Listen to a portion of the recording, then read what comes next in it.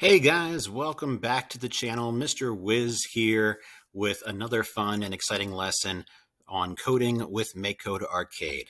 So today's lesson, we're going to be looking at animation. Behind me, you will see a very popular screensaver from the 90s. This came out with Windows computers, I believe, in the Windows 95 model, and it was one of the screensaver options. If you look, it's a very simple layout. You've got the coral there with some bubbles, and you have some fish that swim across the screen. It might seem very simple by today's standards, but at the time when this came out, it blew my mind. I was a young child, I want to say about 9 years old, when I first laid eyes on this screensaver, and I thought it was the coolest thing in the world. I would sit and I would literally watch the animated fish swim by, sometimes for hours. Yes, it was the 90s, before I had access to the internet. So life wasn't super exciting, but I thought this was the coolest thing because it looked so real to me, even though I knew it wasn't. It looked so real watching the fish swim across the screen. I thought it was fascinating. So today we are going to learn how to create our own fish tanks with some similar animations in MakeCode Arcade. Before I leave this program, I just want you to look at these animations as these fish are swimming past my head. Look at how simple they are. The way these animations work is with frames. Basically, when you see the stingray swim across or you see the fish, the animations are rather simple. Only certain parts of the picture are changing. In the case of this fish right here, his tail is moving and the little fins are moving. Same thing with that guy.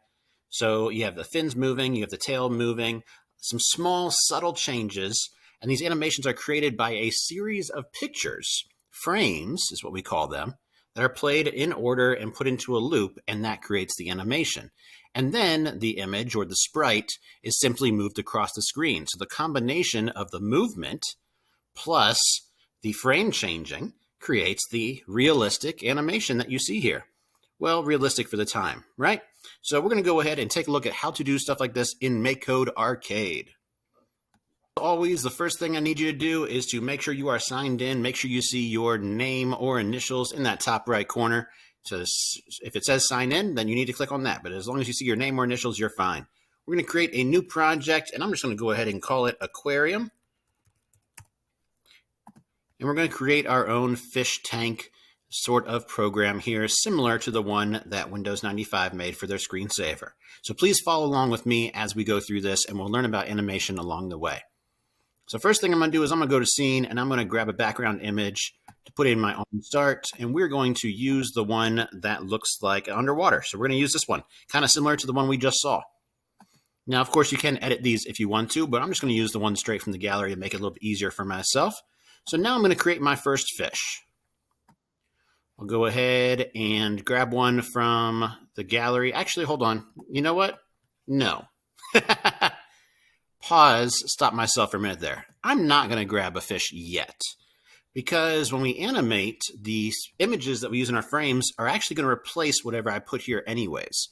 So grabbing an image right now literally has no effect on the program once the animation kicks in. So I've created a sprite. I don't care what it looks like yet. I'm going to go ahead and create the animation for it. So if I go down to Advanced, and then I click on Animation, these are animation blocks. There are not a lot of them because animation with MakeCode is not that complicated. We're going to grab this first one that says Animate My Sprite, has frames, has interval, has loops. This is the main block of animation. We're going to grab this. We're going to put it in our on start. It is important that we put it after we create the sprite. You can't animate something that doesn't exist yet. If I put it before the sprite, I am going to get an error message. And there it is, right? So I have to create the sprite first and then animate it. So once I go to animate it, I'm going to click on this section here that says frames. And here's where I can start to create my animation. If I go to the gallery, there are already some pre-animated things for us. So we've got characters walking, we've got fish swimming, we've got a monkey running, we've got a bat flying. So these are pre-made animations. You may have noticed when you created sprites in the past, when you go to the gallery, a lot of these characters have more than one picture. So for instance, this yellow duck, there are 7 images of this duck in different positions. The guy with the sword, well, there's several pictures of him in different positions, right? The reason the gallery has all these different images of essentially the same character is for animation purposes. So in the animation gallery, The same thing, instead of you'll have the duck, well, his 7 frames are just mixed into one animation, and they have it going in both directions, right? The guy with the sword, they combined all those pictures and they made an attack animation. So that's the reason why in the gallery, when you're creating sprites, you have so many different versions, because if you put them together, it creates an animation. So to show you what I'm talking about, let's go ahead and pick one of the fish. It doesn't matter which one. You might want to go with that angelfish or that clownfish. There's a shark if you want to use him. Go ahead and pick one of the underwater creatures. I'm going to use the angelfish. And once I create it, it takes us to the area where we can edit our animation. This is very similar to when we're doing sprites. On the left-hand side of the screen, the buttons are exactly the same as what you're used to, right? Has the same controls, the pencil, the eraser, the shapes, the bucket fill, the line tool, the hand for dragging, and the selection block. The same colors are here that we had before. Down in the bottom right corner down there, we have the size of the sprite, 16 by 16. Once again, same as before. The only real difference between this and the regular sprite animator, the sprite editor, is this stuff over here, right? So here we have 4 images of the fish, and I can actually click on it to change between the images. And then in the top, we have this stuff, which is kind of new. This is the sample of the animation. So what I'd like to do is I like to click on the play button here, and that will play the animation for me. So this is the animation as it currently looks. And as I'm making edits to it, this will update. I always recommend, if you're editing an animation, to just let this play while you work so you can see what your changes are doing, right? So right now, as I'm noticing this fish, first thing I'm noticing is that the animation's really, really slow. So I can change that by changing this number here that says 500. If I use a smaller number, it'll go faster. If I use a bigger number, it'll go slower. This is basically the pause between the frames, right? So right now there's a half-second animation. So I want to speed it up. I'm going to make it a smaller number. Let's try 200, see what that looks like. So this is 200. That actually looks pretty good in my opinion. I could try faster if I wanted to. I could try 100 just to see what happens here. That's probably too fast for me. I think I'm going to stick with 200. So you can use whatever number you think looks good. Find a number that you think looks good for your animation. Okay, so when it comes to editing, if I'm going to edit this animation, the important thing to remember is that it's made up of multiple frames. So there are 4 frames here that when combined makes this animation. It's similar to if you ever had a flip book where there's a picture and you flip through the pages really fast and you'll see the animation happen. That's essentially what this is. Each frame is a still image that when you play it quickly, it creates the animation. So if I'm going to edit something, I have to edit each page, each frame of the animation. So in this case, I want to change the color. I don't want him to be a yellow fish. I want him to be purple. So I'm going to use the bucket fill tool, and I'm going to color in his yellow fins as purple fins. So I just did that. Am I done with the animation?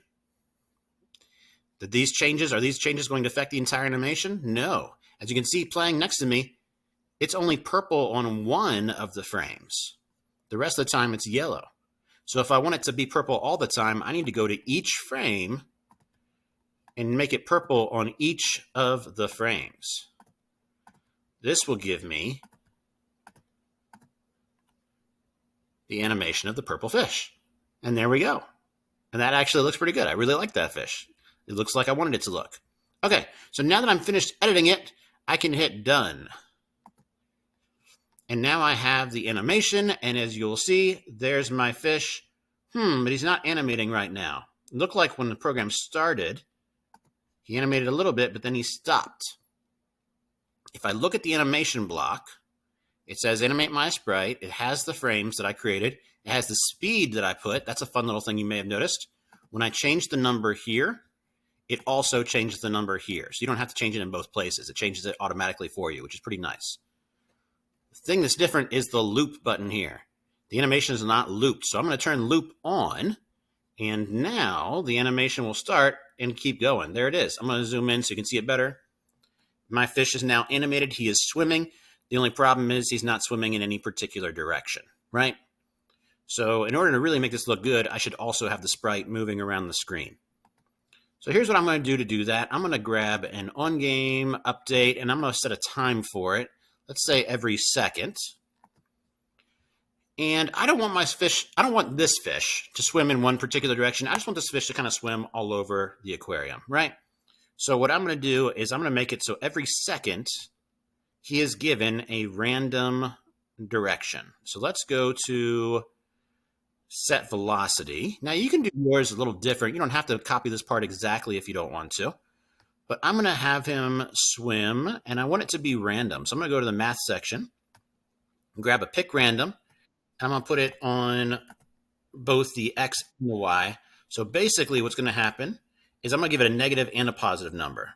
So I could try negative 10, positive 10, see what that looks like. So every second he will change directions and speed. That's actually not bad. Kind of looks like he's just wandering around in the aquarium. That's not bad at all. I could make him go a little faster. I could try negative 20 to positive 20 on both of these. I probably don't want him to go too fast, or else it's not going to look natural, right? Yeah, I kind of like that. So he's swimming around the aquarium. Pretty cool. And he's just randomly going different directions. And that's happening because I used the random block. I use negatives and positives for the X and the Y, which means every second he's deciding which way he's going to go. Is he going to go left? Is he going to go right? Is he going to go up? Or is he going to go down? And he's picking a direction. Now, you may notice right here, he's going through the walls. That kind of messes up my aquarium feel. So let's also give the sprite bounce on wall. So now if he hits the edge of the map, he'll just go back inside the aquarium, and that will look pretty decent, probably. All right, so I'm liking my fish here swimming around the aquarium. That looks pretty good, but I want to add more stuff to it.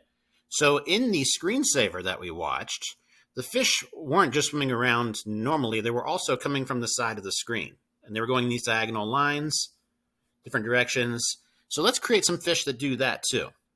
What I want you to do next, and I would like you to do this with me, is we're going to create this. Now, since it's coming from the side of the screen and it's going off the map, what type of sprite does that sound like to you? That's a particular type of sprite. If it's coming off the side of the screen, moving in a straight line, sounds like a projectile, doesn't it? So let's do another on-game update block, and we'll set a time for it. I'll make it... let's do every 5, well, no, let's do every 2 seconds. I could change that later if I wanted to. So every 2 seconds, I want it to create a projectile. And remember, there's 2 different types of projectiles, the ones that come from sprites and the ones that come from the side of the screen. So I'm going to use from the side of the screen. And once again, it doesn't matter what I put here because the animation is going to replace it anyways. So let's grab the animation block, make sure the name matches, right? So I'm creating a projectile, and let's decide what he's going to look like. So this time, instead of using one straight from the gallery, I want you to create your own animated underwater object. So it could be a fish, it could be something else. Maybe you want to create a submarine or a crab or a jellyfish or whatever you want to do. I want you to go ahead and create your own underwater creature for this part. So I'm not a very good artist, but I'm going to go ahead and try something. I'm going to create a jellyfish. So let's go, and I'll make this fast. Jellyfish is basically kind of a dome shape, and then it has some tentacles. Let's make the tentacles a different color here. We'll go purple with the tentacles.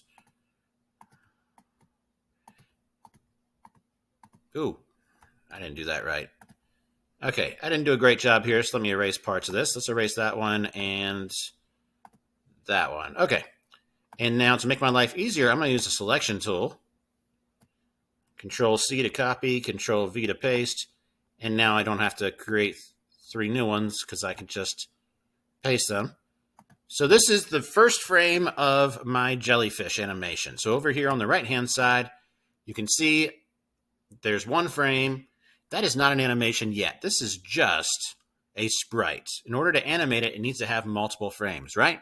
So how do you create your own animation? This is actually really, really, really simple, which is why I wanted you to do this with me.